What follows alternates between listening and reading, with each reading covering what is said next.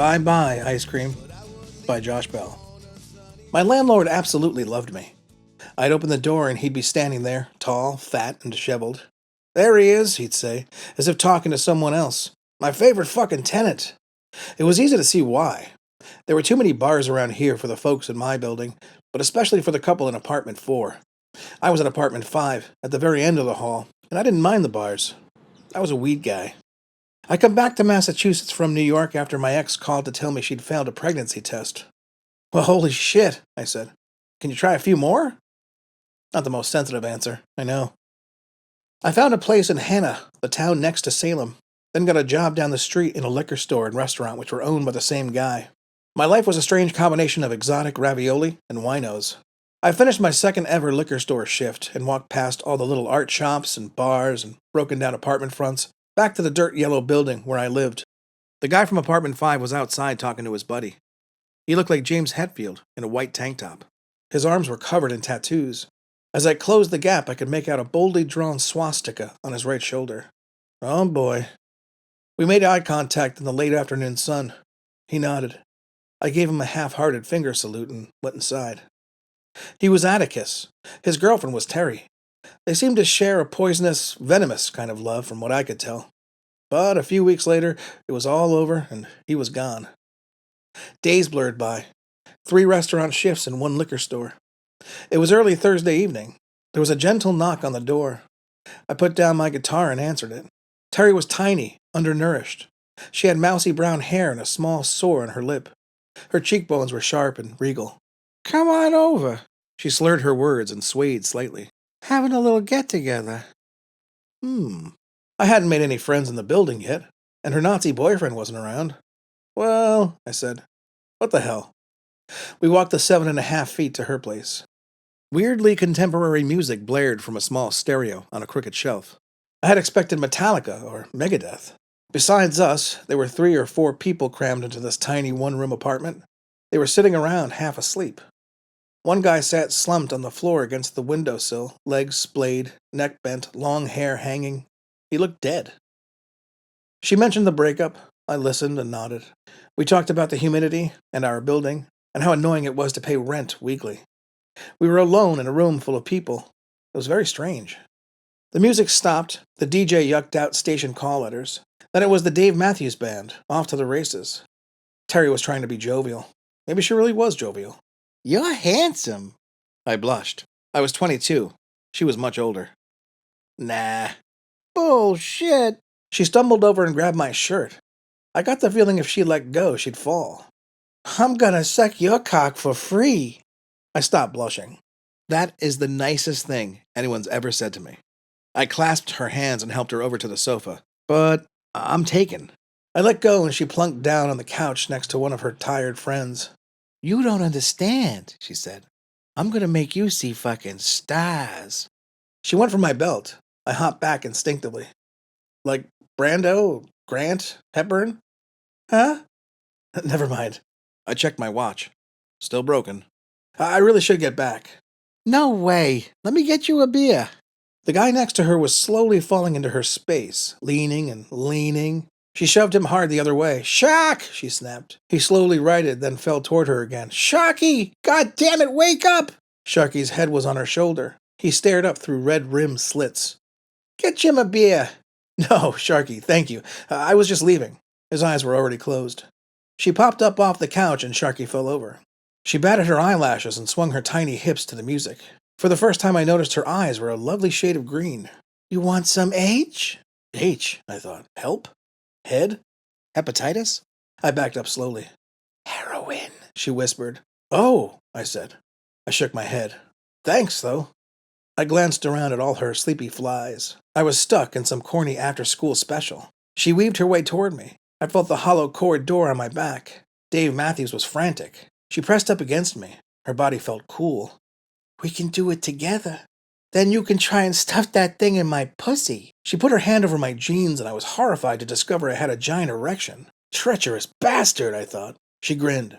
Her teeth were perfect, except she was missing that all-important front tooth. You needed that one for job interviews. No, thanks again. It's been fun, but I have to go." "Hey!" an angry male voice said. It was the zombie on the floor next to the window. Who the fuck is that? He tried to get up but flopped back down. He was made of denim and leather and rattled when he moved. He pointed at us. Jesus, Ter, who the fuck is that? Thanks again. I spun around and got the door open. It was 1, 2, 3 steps to my door. On the fourth, I was safe inside my apartment. I threw a VHS tape in my TV VCR and turned up the volume. Dazed and confused, blared artistic. I locked the door, slowly, silently, and pressed my ear against the cool wall. There was only music and my thrumming heartbeat. I fell into the wooden chair next to my bed and thought of the old phrase, never shit where you eat. In between work and commuting to Boston to hash things out with Laura, my mom came to visit. She gifted me my first ever cell phone. I was thankful and excited. This would save me the trip to the bar payphone. Well, Mom said, turning her head slowly to take in my shitty apartment, you're gonna be a dad and you need a phone. Good Lord, I was gonna be a dad. Amazing. She left in the gray afternoon. Rain sizzled on the cracked New England streets. Thunder grumbled. And Atticus returned. Things seemed tense in the building, but that could have been my imagination. Another few days wheeled by. A week. I figured I was in the clear. I'd pass by, he'd nod. He'd pass by, I'd nod. All was well. The next night there was a boxing match through my wall. A huge, horrible, helpless argument. I'll fucking kill you, bitch! No, please, I swear! I picked up my new phone. Shut up! The wall rattled. You heard wrong! Something shattered. Whore! He screamed. There was a loud thud and the crunch of cracked plaster. Addie, you don't! I heard him hit her, hard. I very quietly called the police. The fight continued. Grunts and screams, and I did nothing. Nobody did. Finally, the blue and white lights flashed outside and they came and took him away. I'd passed Terry here and there all week. She wore dark glasses and was missing the other tooth now. What a mistake it was to live in a place where so many came to die. This broken building and its shunted tenants had only shown me what I had long suspected. I was a coward. That Friday, I came home with a bag full of groceries and she followed me down the hall. Thank you so much for calling the cops, she said. Only cops came out copth. He wanted to kill me. He meant to. I was trying to get the key in the lock. I wanted nothing more to do with this building. I wanted to get away. Run. Get out. I got the key in. Hey, I'm just glad you're okay. I slipped inside and shut the door. I spent the evening looking at apartment listings. Nothing jumped out at me. I had friends downtown I could stay with, but I didn't want to impose. The following morning I went to work and had an uneventful day selling nips to my neighbors. I was back home by late afternoon. Nearly 24 hours after Terry followed me down the hallway like a mosquito, there was a hinge-rattling knock on the door. I was sitting up in bed, reading. Boom, boom, boom! Kerouac and I just stared at each other. Open the fuck up! There had never been silence like the nothingness that rose in that beige and white room then. It just rose and rose. It was me, the bed, the armchair, the TV VCR, the other chair, the kitchenette, and that wall of breathless silence. I thought of dead things, hanging things, butchered things. Who the hell's there? I tried to sound indignant. I got up and stalked over. I'm going to put my fist through the door now. Atticus? Holy shit, man. How the hell are you? I opened the door, grinning like an idiot. He glared at me. His mouth was a thin white line framed by a gray handlebar mustache. My heart sank. His biker buddy must have told him what he thought he saw that night. And this was doom. This was death. I was big, but I was a kid. He was a huge, prison-hardened man whose nickname was Attica. You called the cops on me, motherfucker. What? I'd expected a halo of cartoon birds overhead by now, but here was this thin ray of hope. Don't what me. His arms were tense at his sides. He was clenching and unclenching his fists. You called the fucking cops. I sent Terry over and she told me you snitched. That bitch, I thought. I tried to recall the conversation. I had mostly ignored her. Then it came back to me. No, I said. I never said anything about calling the cops. I don't even have a phone. I was all in now. My phone rang maybe 4 times since I owned it. I prayed to all things holy it would not ring now. Then I remembered Laura's parents were taking her to an ultrasound today. Sweat rolled down my forehead. He walked in and brushed past me like he owned the place. There was nowhere to look. I had nothing. My apartment looked like theirs. He lumbered into the kitchenette and came back. He went over to the bed and looked at the nightstand. My phone was in my jean jacket on the pre-furnished 1970s lounge chair. He walked over to the chair and the window. I focused on my hands and made them steady. I relaxed my brow. He suddenly wheeled around, walked toward me, and stopped. We stood in the middle of the room with the little white TV and its milk crate between us. The corners of his mouth slowly curled into a smile that never touched his icy blue eyes. Nothing mattered to this guy. That was the thing. That's what I'd learned from watching him all these months. He really didn't care one way or the other. I'd be a dad if Atticus allowed it. Then I heard it, a tinkling little jingle. My God. I felt the blood drain from my face. I must have set it to a stupid song when I was browsing through ringer sounds. My lilting death warrant. You like ice cream? He said. I stared at him, confused. Had I heard that right? Sure. He nodded toward the window. Ice cream truck. We ate ice cream on the front stoop in the bright sun. He apologized for the confusion.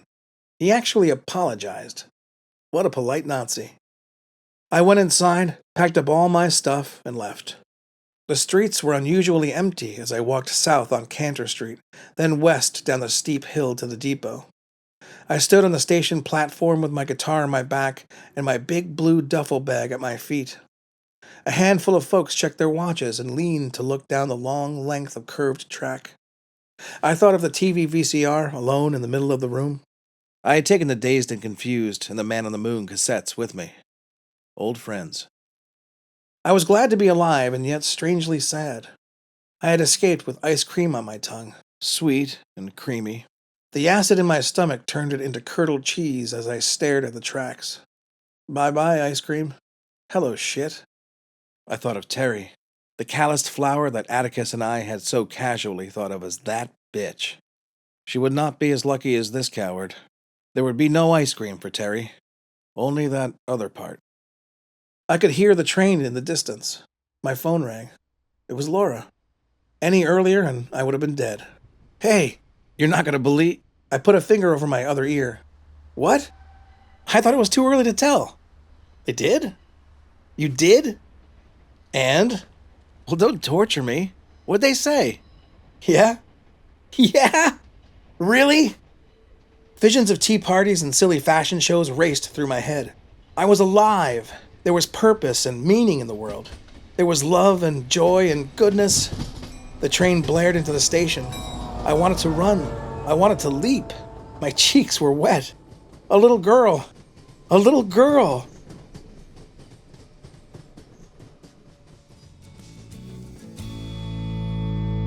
Don't want to leave you when it's green outside, but I can't stand another hellish ride. I'll stomp your foot and claw your cheek and then run right off. I'll leave you. Thank you so much for listening. It means a lot that you come back here and listen to these stories. And if you like to support this channel, just like and subscribe, you know? I don't want to say those words. I don't want to be that guy. But it really would help the channel. All right. Cool. You could sort through all your feelings, not be afraid to start again.